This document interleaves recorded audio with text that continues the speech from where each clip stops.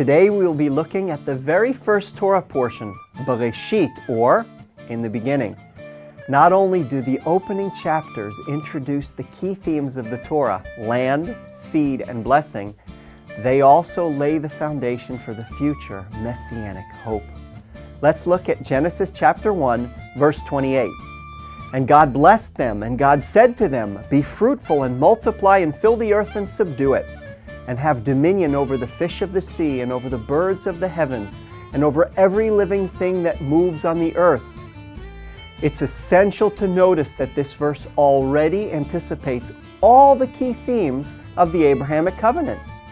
First, the text says that God blesses Adam and Eve. Right from the beginning, we see God's intention to bless humanity.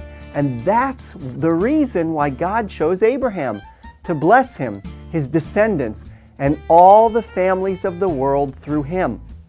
Second, we see that God commands Adam and Eve to be fruitful and multiply and fill the earth. This creation command actually becomes a promise to Abraham. Your seed will be as numerous as the stars in the sky. Finally, notice God's command to subdue the earth, or in Hebrew, to conquer the land.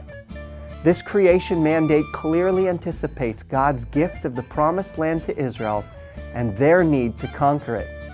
Moving on to chapter 2, we see again more prophetic glimpses of Israel's future. After God creates Adam, He prepares a very special garden for him. And then God brings him into the garden. We read, Then the Lord God formed the man of dust from the ground, and the Lord God planted a garden in Eden, in the east, and there He put the man whom He had formed. Once again, we are reminded that, like Adam, Israel was first formed and then brought into the special place God prepared for them. Next, God commands Adam not to eat from the tree of the knowledge of good or evil, lest he die. Like Adam, Israel is also given commandments which, if not obeyed, result in death. Moving on to chapter 3, we find the serpent, Satan, waiting in the very special place prepared for Adam and Eve. We know from chapter 1 that Adam and Eve were to subdue the earth, which obviously includes the serpent. Rather than conquering the serpent, the couple fell prey to the serpent's deception and were thrust out of the land.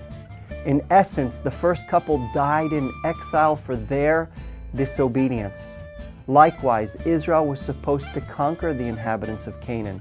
Instead, they fell prey to the Canaanite temptations, disobeyed the law, and were exiled from the promised land.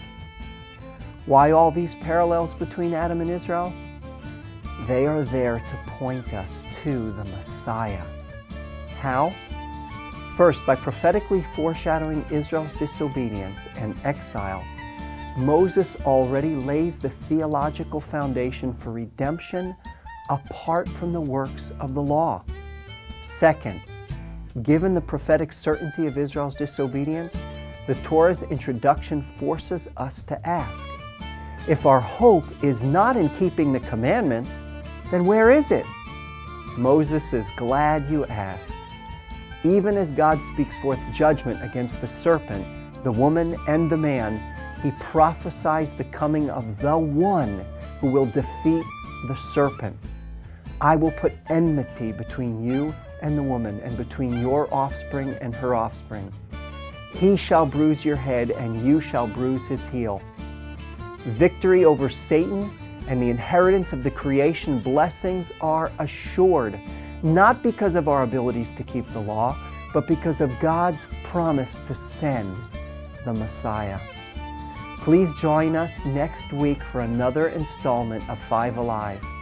Wishing you God's shalom from One for Israel. And don't forget to share.